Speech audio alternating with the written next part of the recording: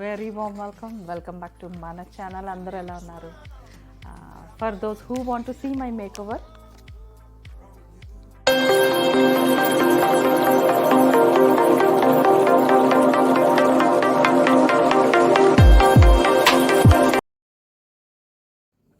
ఇదిగోండి. First face అయితే బాగా క్లీన్ చేసుకొని డ్రై అయిన తర్వాత నాకు ఐబ్రోస్ అయితే చేస్తున్నారనమాట.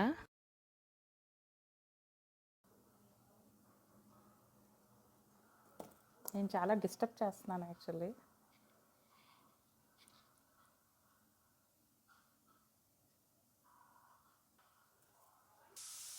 ఇదిగోండి, తర్వాత ప్రైమర్ అంట. అస్సలు కుదురుగా ఉండట్లేదు, అలాగ మూవ్ అవుతున్నాను, కెమెరా పట్టుకుని అలా వీడియో తీస్తున్నాను. చాలా డిస్టర్బ్ చేశాను అనమాట.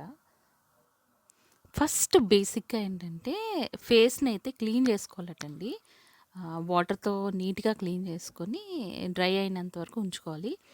ఆ తర్వాత కొంచెంసేపు ఆగిన తర్వాత మనం ప్రైమ్ని అయితే రాయాలని చెప్పారు. ఇందాక చూపించాను కదా, ప్రైమ్ రాశారు ఫస్ట్.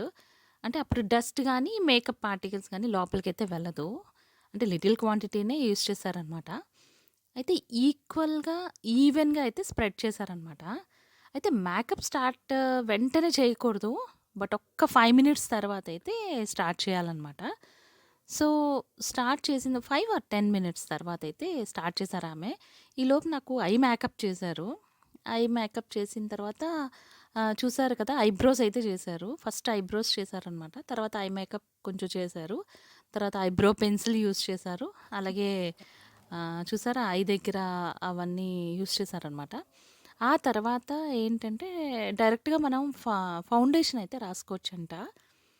అయితే డైరెక్ట్గా ఫౌండేషన్ రాసుకోవచ్చు, లేదా కొంతమంది ఫస్ట్ సన్ స్క్రీన్ రాసుకుని తర్వాత ఫౌండేషన్ అయితే రాయొచ్చు అని చెప్పారనమాట. తర్వాత ఏం చేయాలంటే కన్సీలర్ని రాయాలటండి. ఇందాక చూసారు కదా, కన్సీలర్నే రాశారు ఆమె. అప్పుడు ఈ బ్యూటీ బ్లెండర్ ఉంటుంది కదా, ఏదైతే దాన్ని కంప్లీట్గా వెట్ చేయాలన్నమాట. వెట్ చేసిన తర్వాత ఫస్ట్ తడిపి వాటర్లోని పిండేయాలి. పిండి యూనిఫామ్గా వచ్చినంత వరకు మనం బాగా బ్లెండ్ చేసుకోవాలన్నమాట. ఫేస్ అంతా యూనిఫామ్గా వచ్చినంత వరకు బ్లెండ్ చేసుకోవాలి. చూసారు కదా, ఎక్కడికక్కడ మళ్ళీ బ్రష్ చేశారు. బ్రష్ పెట్టి యూనిఫామ్గా తను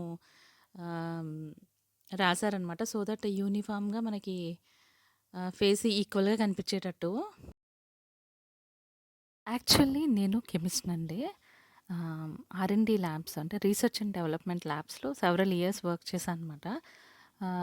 కెమిస్ట్రీ ల్యాబ్లో గట్రా వర్క్ చేయడం వల్ల ఏంటంటే మాకు ఇన్స్ట్రక్షన్ ఇస్తారనమాట, ఎవరు కూడా కాస్మెటిక్స్ రాసుకోకూడదని. అదేవిధంగా మనం ఎటువంటి బాడీ స్ప్రేస్ ఇలాగా వేసుకోకూడదని. అవన్నీ కూడా కెమికల్సే కదండి. సో ఈ కెమికల్స్ అన్నీ కూడా అక్కడ ల్యాబ్లో ఉన్న కెమికల్స్తో రియాక్ట్ అవుతాయి అన్నమాట.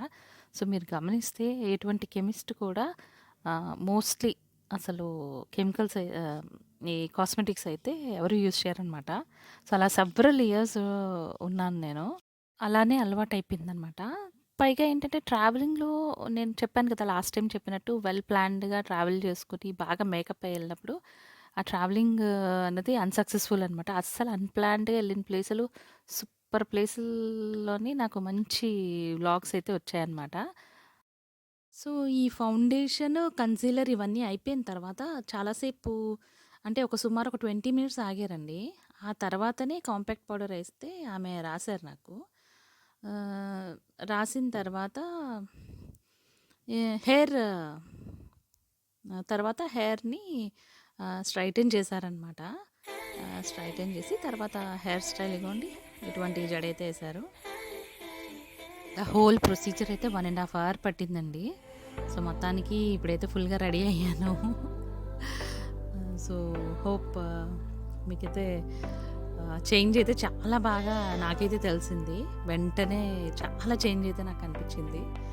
మీరు చెప్పండి, నేను ఎలా మీకు అనిపించాను అనేది కింద నా కామెంట్ సెక్షన్లో రాయండి.